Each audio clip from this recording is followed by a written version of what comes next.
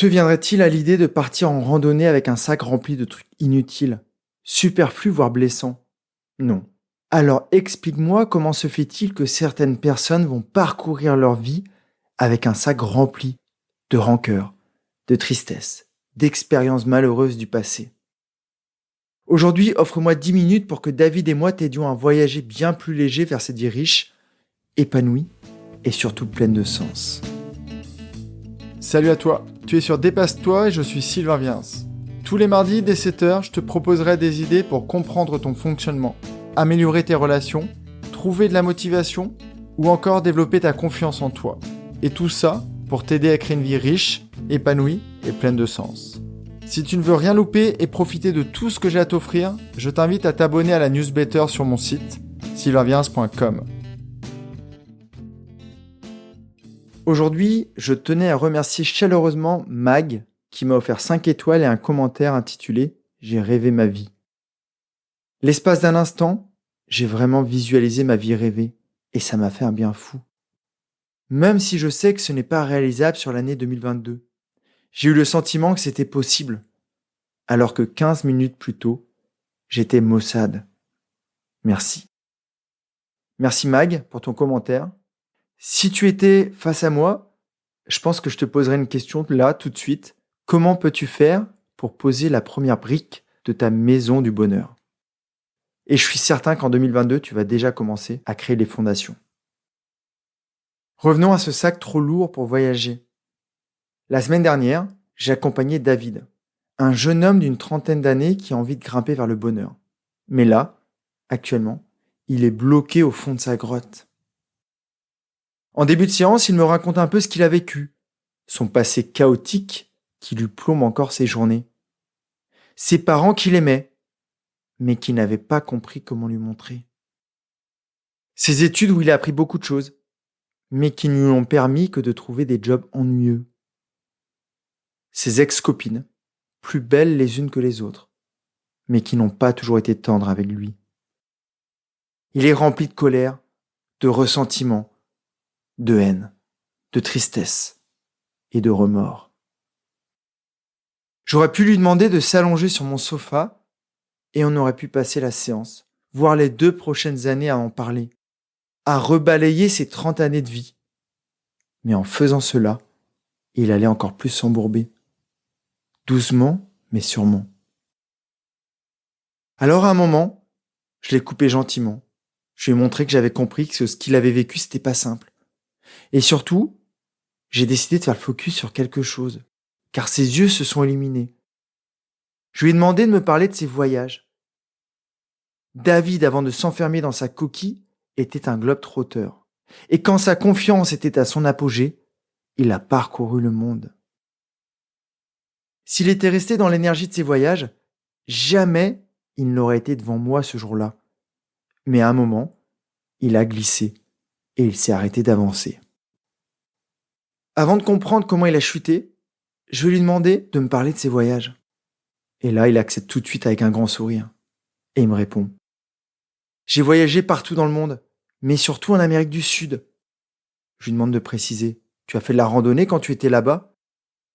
Oui, c'était trop génial. Je suis parti de La Paz et j'ai randonné dans la cordillère des Andes, jusqu'au lac Titicaca. Et je lui laisse quelques secondes là-bas pour en profiter. Je vois que son cerveau y est. Il est devant cette nature sauvage, devant cette étendue d'eau, et il ressent l'excitation du lieu. Et puis je lui demande, te rappelles-tu d'un autre endroit, d'un autre lieu que tu as visité? Il me fait oui de la tête, et ses zygomatiques se contractent. Son visage est totalement différent de l'attitude qu'il avait quand il me parlait du passé. Il continue. Je suis aussi allé au Brésil. J'ai grimpé les marches pour accéder au Corcovado.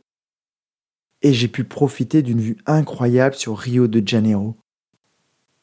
Et là, pareil, je lui laisse encore quelques instants pour qu'il en profite. Et puis, il revient. Ses yeux se replongent dans les miens et il continue. J'ai aussi visité la cité maya de Chichén Itzá.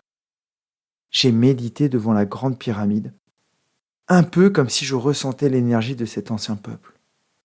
J'ai fait un max de trucs juste magiques. Je reprends la parole. Au vu de ton expression, ça te donne une super énergie. Et il me répond, c'était génial. Tu ne peux même pas imaginer. Je lui pose encore une question. C'était où l'endroit que tu as préféré, le plus magique, le plus génial? Et là, il me répond, c'était quand j'étais à côté de la statue du Christ, au Brésil, et que je surplombais Rio. J'avais l'impression d'être grand, que le monde m'appartenait. Et je lui demande, est-ce que tu es OK pour y retourner, là, tout de suite? Il me fait oui de la tête. Je lui propose de fermer les yeux et de prendre quelques secondes pour y retourner, pour se poser devant cette statue. Qu'est-ce que tu vois? Je vois les buildings au premier plan, mais tout de suite après, je vois les plages fabuleuses de Rio. Un sable si jaune, si lumineux, si fin. Je vois aussi les montagnes au loin, et l'eau devant moi, elle est turquoise, elle est magnifique. Pour qu'il retourne vraiment dans l'endroit, je lui demande s'il y a des odeurs qui lui plaisent et qui lui reviennent en esprit. Et là, il me répond, j'ai l'impression de sentir l'odeur du sable chaud, de la nourriture que proposent les vendeurs ambulants. C'est juste magique. Et je continue. Est-ce que tu entends quelque chose de sympa? Et là, il me répond, tu vas penser que je suis fou. J'ai l'impression d'être sur la plage et j'entends le bruit des vagues devant moi. Les rebonds du ballon derrière moi sur les terrains de beach-volley. Et au-dessus, j'entends le bruit des oiseaux. Et même en fond, j'ai l'impression d'entendre les sons de la samba. Donc là, je lui propose de rester là-bas et de profiter de toute cette magie. Et je lui demande qu'est-ce qu'il ressent. Et là, il me répond, naturellement, une énergie de vie incroyable. Je vibre, j'ai envie d'explorer, de grimper à toutes ces montagnes. Et je lui demande de préciser, c'est quoi comme énergie? Elle a une couleur? Est-ce que tu as envie de la nommer? Et il me répond, elle est jaune. C'est une énergie d'exploration. Et là, je lui propose de revenir en séance avec cette même énergie. Garde cette énergie d'exploration et reviens là, avec elle. Maintenant que tu as toute cette énergie, qu'as-tu besoin de plus pour explorer le bonheur? As-tu tout l'équipement ou as-tu besoin de quelque chose en plus? Et là, il me répond, j'ai déjà un super équipement. Pour me lancer, j'ai encore besoin d'un Sherpa comme toi. Ok, je vais t'accompagner sur le début du chemin et puis tu continueras avec tes propres capacités et surtout cette énergie d'exploration. Et là, il acquiesce. Avant de conclure, je lui ai posé une dernière question. J'aimerais savoir si tu as encore de la place dans ton sac. Et là, il me répond, il faut que je voyage léger pour profiter.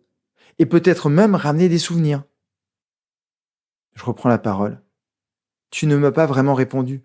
Qu'as-tu dedans? Es-tu suffisamment léger? Et là, David, il reste me dévisager. Et il me dit, t'as raison, Sylvain. Mon cerveau est rempli de trucs qui ne me servent pas à grand-chose et qui alourdissent ma vie. Je vais m'arrêter là pour l'exemple avec David. À la fin de la séance, je lui ai juste proposé un exercice pour identifier ce qu'il voulait garder et transformer, afin de voyager, d'explorer sa vie, léger et rempli d'énergie. Et toi, sincèrement, entre nous, te viendrait-il à l'idée de faire une ascension vertigineuse avec un sac rempli de trucs inutiles? N'aurais-tu pas envie de le remplir d'outils positifs pour profiter de la suite et voyager bien plus léger comme David? Questionne-toi, qu'y a-t-il aujourd'hui dans ton sac? As-tu de la rancœur pour des personnes du passé? Peut-être ces parents qui n'ont pas réussi à exprimer leur amour. Peut-être qu'ils n'ont pas réussi à te dire « je t'aime » et ils ne t'ont pas chouchouté comme tu le méritais. Ou c'est peut-être un professeur qui n'était pas heureux et qui malheureusement a fait dégouliner son manque d'amour sur toi. Un manager qui n'avait pas les compétences pour t'apporter la reconnaissance que tu mérites. Ou dans d'autres domaines, le domaine amoureux, un homme ou une femme avec qui tu n'as pas réussi à avoir une belle histoire remplie d'amour et de joie. As-tu réellement envie que ces personnes, quelle que soit ta responsabilité dans ces histoires, t'empêchent d'accéder à une vie heureuse? Dans un premier temps, tu peux leur en vouloir. Tu peux penser que tout est de leur faute, si ça t'aide à avancer. La colère est quelquefois un carburant Génial. Tu voudras peut-être leur montrer que tu étais capable de mieux.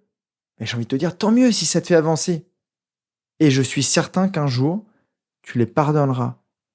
Car ils n'avaient pas compris. Ils n'avaient pas les clés. Ils n'avaient pas ton intelligence. Ni ta conscience. Et sûrement pas un gros cœur comme le tien. Tout ce que je sais et que tu as compris aujourd'hui, c'est que tu mérites de t'alléger pour avancer. Pour sortir de ta grotte ou ta coquille et hisser la voile, la grande voile. Celle qui va te permettre de profiter du voyage qui s'offre à toi et qui va te faire apprécier les années qui arrivent. Stop les excuses. Stop les plaintes. Remplace tout ça par des choses positives qui vont te permettre de bien avancer. Transforme ou remplace la rancœur, la tristesse, la colère, l'amertume, la jalousie par la joie, la sécurité, la légèreté, la conscience, la sagesse et l'amour. Et tu vas voir que ton sac sera bien plus léger et il te permettra de beaucoup mieux avancer. J'espère que dans ton sac, tu as déjà mon courrier privé. Et si ce n'est pas le cas, va de ce pas sur mon site. Clique sur t'abonner et je te dis à tout de suite dans ta boîte email.